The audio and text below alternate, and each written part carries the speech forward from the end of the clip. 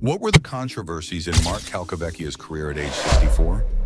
Mark's incredible talent made him a name to watch in the field of golf.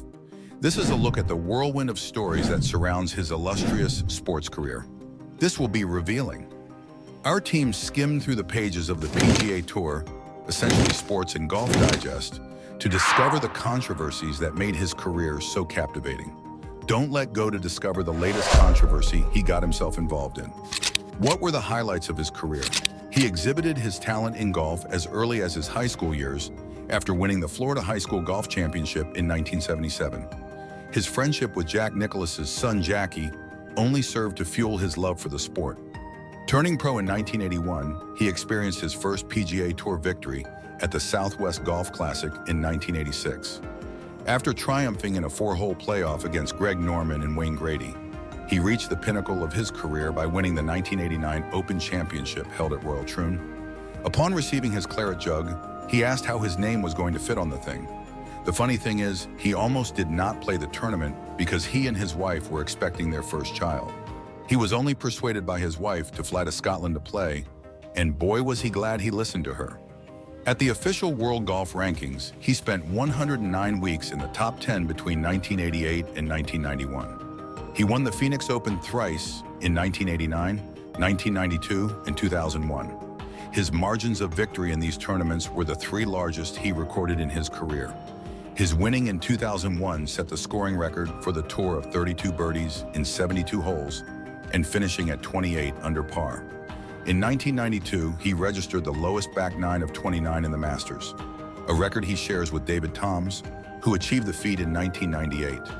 He was a member of the U.S. Ryder Cup team 4 times in 1987, 1989, 1991, and 2002, with his 1991 performance the most remembered for his losing a 4-hole lead to Colin Montgomery in the last 4 holes of his round.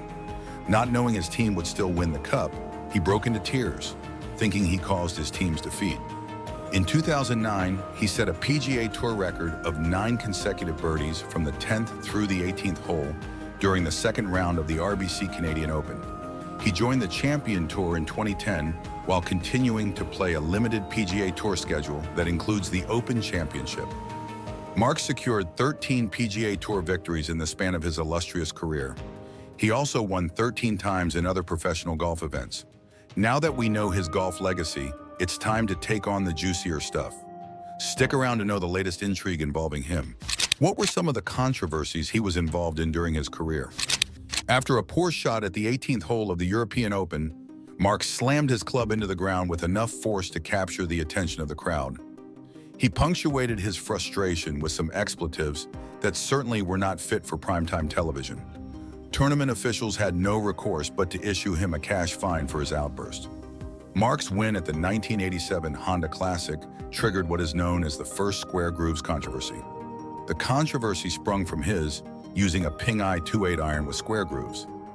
A study released by the PGA Tour claimed that square grooves made the ball spin more, especially from the rough.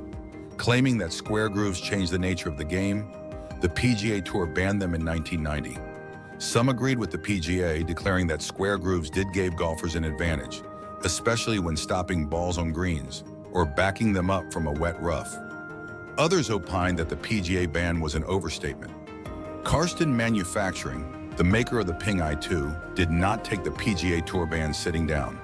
They sued the PGA Tour for more than $100 million. The case went to court but was settled out of court in 1993. At the final round of the 1989 Open Championship, Mark found himself in a daunting situation after his ball found a bunker. As he prepared to take his shot, his club grazed the sand during a practice swing. It was something that could easily have caused him a penalty. There was palpable tension in the air when officials were called to review the situation. The officials determined that there was no infraction committed, so no penalty was issued. While the decision was technically correct based on the rules of golf, it did not sit well with some who continued to question the fair handling of the situation. Because of this, there was a slight shadow casted over Mark's otherwise impeccable performance, which had him winning the major in the end.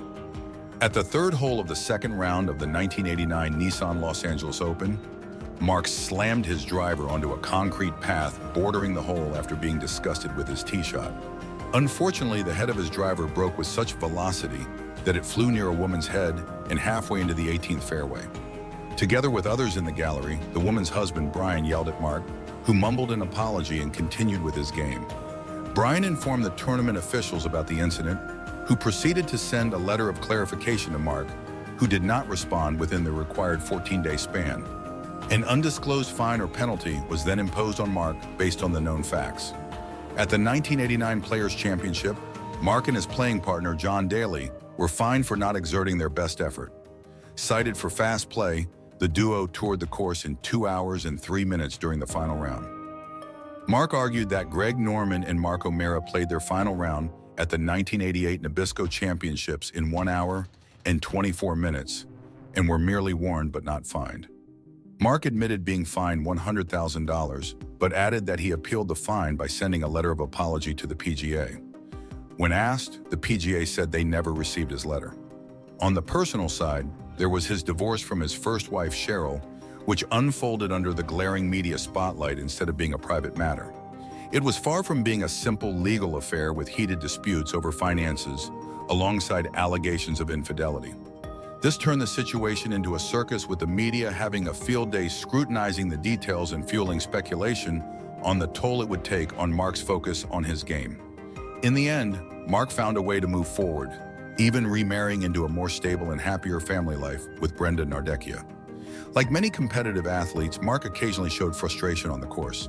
Despite the controversies, he remains to be a respected figure in the golfing world. That was what happened in the past. This is what just happened very recently. Keep on watching. What was his latest gripe with the PGA of America all about? Mark has recently battled some severe health issues, which started when he caught the COVID virus that had him experiencing chills, body aches, taste and smell loss. He became weak, exhausted, and required hospital treatment. Then there were his back problems that resulted in his undergoing a double spinal fusion operation. His road to recovery had him experiencing extreme nausea and dizziness from low blood pressure, which eventually ended in a blackout that had him tumbling and seriously injuring himself. For a time, he became dependent on a walker for mobility. It was only through his perseverance that he made his way back to the golf course. However, his surgery left him with severe physical limitations. Before starting to play the second senior major tournament, the KitchenAid Senior, he asked for permission to use a golf cart. His request was declined and got him furious. He then referenced another senior golfer, Bernhard Langer, who recently underwent an Achilles surgery and was given permission to utilize a cart. What was the difference between Bernhard's medical condition to his, with him just undergoing back surgery? Mark asked. Because of this, he decided to withdraw from the tournament. The incident triggered golf enthusiasts to question the consistency and fairness of PGA's implementation of the Americans with Disabilities Act, entitling golf cart use for golfers with impairments. There seems to be a need to define what exactly qualifies as a disability in the context of professional golf. Mark has had an illustrious golf career interspersed with some colorful moments. For more intriguing tales about your favorite golf players, why not become a regular subscriber to our channel?